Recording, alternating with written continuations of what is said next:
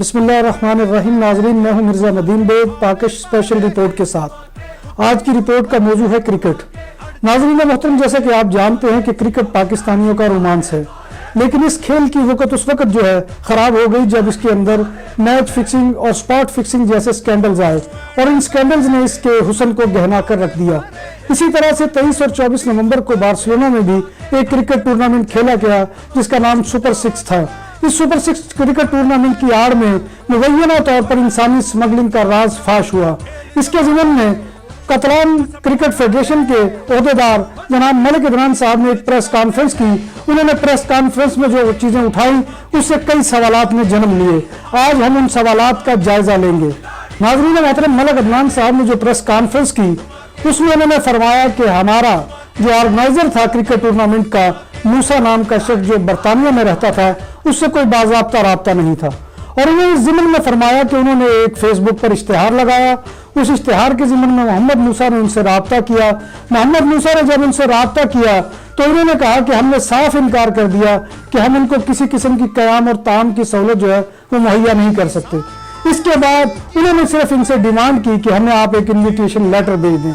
ये invitation letter क्यों भेजा गया, ये एक बहुत बड़ा सवाल है। सिर्फ अब हमें एक इन्विटेशन लेटर बना के भेजना हमारे क्लब के नाम का। हम भी लामांगा जाते हैं खेलने, मुर्शिया जाते हैं खेलने, तो एक ऑफिशियल रिकॉर्ड के लिए एक लेटर बनाया जाता है जो स्पॉन्सर लेटर नहीं होता। मोदी साहब हमसे बड़े टूर्नामेंट ऑर्गेनाइज करते हैं, हम लोग स्पॉन्सर लेटर की और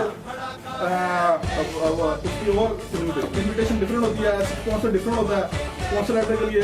और बहुत सारे आपको डॉक्यूमेंट्स यहाँ प्रूफ करने पड़ते हैं। स्पॉन्सर लेटर एक ऑफिशियल डॉक्यूमेंट है जो गवर्नमेंट इशू करती है। ये जो लेटर है इन्विटेशन लेटर, जो मैं प्रेस वालों को दिखा देता हूँ। नाज़रीन मोहतरम, जैसा कि हमने आपको अर्ज किया कि अदनान मलिक साहब ने अपनी प्रेस कॉन्फ्रेंस में ये फरमाया कि पूरी दुनिया के अंदर लाहौर बादशाह के नाम से 2 क्लब एग्जिस्ट करते हैं। एक का ताल्लुक पाकिस्तान से है और दूसरे का यूके से है। और जो इस टूर्नामेंट में टीम आई है वो यूके के क्लब ने भिजवाई थी। यहाँ पर एक बहुत बड़ा सवाल ये खड़ा हो जाता है कि अगर वो टीम बरतानिया से भिजवाई गई थी तो पाकिस्तान से खिलाड़ी क्यों मंगवाए गए, बरतानिया के क्लब के खिलाड़ी क्यों ना यहाँ पर आए। लाहौर बादशाह 2 ग्रुप है, एक लाहौर बादशाह पाकिस्तान में खेलता है, एक लाहौर बादशाह यूके में खेलता है।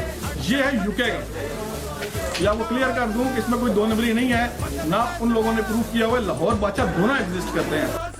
जाहिर बात है कि अगर ये यूके के खिलाड़ी होते तो फिर ये मामला ना होता कि इस्लामाबाद एम्बेसी से वीज़े लगवाए जाते, लेकिन ये वीज़े इस्लामाबाद से लगवाए गए। पाकिस्तान से उन खिलाड़ियों ने फ्लाइट ली और सीधे बार्सिलोना पहुंचे। अगर ये मामला इस्लामाबाद एम्बेसी का है तो सिर्फ ये कहकर छोड़ देना काफ़ी नहीं होगा कि यह मामला बरतानिया में बैठे हुए ऑर्गेनाइजर ने किया है। जाहिर बात है कि यहाँ से जो इन्विटेशन गया है उस इन्विटेशन की बुनियाद के ऊपर सारा मामला हुआ है और उसी की बुनियाद के ऊपर इस्लामाबाद में स्पेन एम्बेसी ने उन 16 खिलाड़ियों के वीज़े जारी किए हैं। मलिक इमरान साहब ने अपनी प्रेस कॉन्फ्रेंस में यह भी कहा कि इतवार को पुलिस की एक कॉल मौसूल हुई कि कोई क्रिकेट के नाम पर खेलने वाला इस वक्त एयरपोर्ट पर मौजूद है। और वो कॉल मौसूल होने के बाद बकौल मलिक साहब के खालिद शहबाज चौहान और वो एयरपोर्ट पर गए और पुलिस वालों ने उन्हें कहा कि ये शख्स जो है ये क्रिकेट खेलने के लिए आया है, अगर आप इसे ले जाना चाहते हो तो ले जा सकते हैं। ये एक बहुत बड़ा इंकशाफ है कि अगर वो शख्स जो है वो क्रिकेट के नाम पर इनके इन्विटेशन पर नहीं आया था तो पुलिस ने इनको कॉल क्यों किया था और फिर पुलिस ने ये क्यों कहा कि आप इसे ले जा सकते हैं। इसका मतलब है कि दाल में कुछ काला है कि जो इन्होंने इनकार किया कि हम इसे नहीं ले जाना चाहते। संडे को हमें पुलिस की कॉल आती है कि यार एक बंदा क्रिकेट खेलने आया है और यहाँ एयरपोर्ट पर खड़ा हुआ है। हमने कहा यार हमारे तो लड़के पूरे हैं, फिर भी खालिद शहबाज और मैं एयरपोर्ट चले जाते हैं जी। हमने वहाँ जाकर उस बंदे से मिला, मोहम्मद अंसर नामी एक शख्स था। उसने बताया जी मैं इनका मोबाइल लिंक का स्पॉन्सर हूँ और मैं आया हूँ। हमने कहा जी सॉरी, क्रिकेट टूर्नामेंट आज खत्म होने वाला है, आपकी कोई जरूरत नहीं। उसको हमने एंट्री नहीं होने दी। मलिक साहब ने एक और बात कहकर चौंका दिया और उनका यह फरमाना था कि जैसे लोगों को अफवाहें मिल रही थी कि इस क्रिकेट टूर्नामेंट की आड़ में इंसानी स्मगलिंग का खेल हुआ है, उन्होंने कहा कि ये खबरें हम पहले से, ये अफवाहें हम भी सुन रहे थे।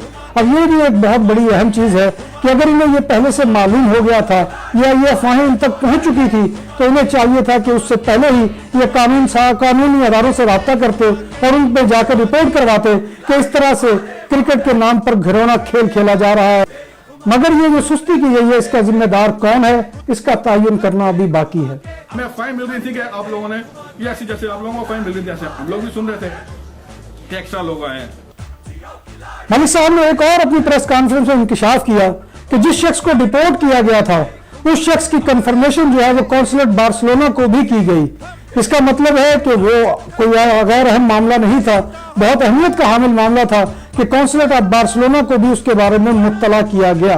तो हमने अपनी एहतियात करते हुए उस मोहम्मद अंसर को लैंड नहीं होने दिया, एंट्री नहीं होने दी। मोहम्मद अंसर को डिपोर्ट करवा दिया गया। अगले दिन मंडे को सुबह कॉन्सुलेट में उसकी इन्फॉर्मेशन आ गई कि बंदा डिपोर्ट हो गया। मुझे कंफर्म हो गया कि बंदा डिपोर्ट हो गया। इस क्रिकेट टूर्नामेंट के हवाले से बाज़ खबरों का भी मामला है कि एक खबर जो है, मेरी खबर जब मैंने BBC अपडेट में इस खबर को पहले छापा तो उसके अगले रोज फिर ये खबरें जो है वो इनके कतलान क्रिकेट का एक तर्जुमान अखबार है उसके अंदर शाया हुई, जिसमें ये इंकशाफ किया गया कि 16 खिलाड़ियों के वीजे लगे हैं और उसमें यह भी कहा गया कि उनके नाम जो है वो वकास और अंसर है। और फिर तीसरा इंकशाफ ये किया गया कि उन खिलाड़ियों के टेलीफोन भी जो है वो क्रिकेट हकाम ने टेक किए हैं और क्रिकेट हकाम से मुराद जो है वो कतलान क्रिकेट वाले हैं। अगर ये खबर झूठी है तो फिर चाहिए कि इनको उसके खिलाफ केस करवाएं। अगर ये नहीं करते तो इसका मतलब है कि ये खबर जो है कतलान क्रिकेट फेडरेशन वालों ने उन्हें फराहम की थी। एक खबर मेरे हवाले से भी शाया हुई कि मैं जब खलील से मिला हूं और जो मुलाकात का इंतजाम जो है वो मलिक अदनान साहब और कामरान खान साहब ने किया था, उस मुलाकात में मैंने खलील को ब्लैकमेल किया है। हज़रात मोहतरम, ये बहुत अहम नुक्ता है। इसके दो गवाह थे, जैसे कि मैंने जिनके नाम भी ले दिए हैं, एक कामरान खान साहब है, दूसरे मलिक अदनान साहब है। ये उनसे पूछा जा सकता है कि मैंने उन्हें ब्लैकमेल किया था या नहीं। अगर नहीं किया तो उन्हें चाहिए कि वो झूठी खबर की तरदीद करे। नाज़रीन मोहतरम, एक बहुत ताज्जुब अंगेज़ बात सामने आई और उसमें मलिक अदनान साहब ने यह कहा कि जुमे को उन्हें 2:15 बजे कॉल आई कि 6 खिलाड़ी पाकिस्तान से आ रहे हैं, उन्हें रिसीव कर लो। गोया मालूम होता है कि ये बगैर प्लानिंग के सारा मामला हो रहा था और झटपट इन्हें बताया गया और झटपट इन्होंने इंतज़ाम किया। हालांकि ऐसा नहीं हो सकता। होटल की बुकिंग किसी ने करवाई होगी, वो भी मालूम किया जा सकता है।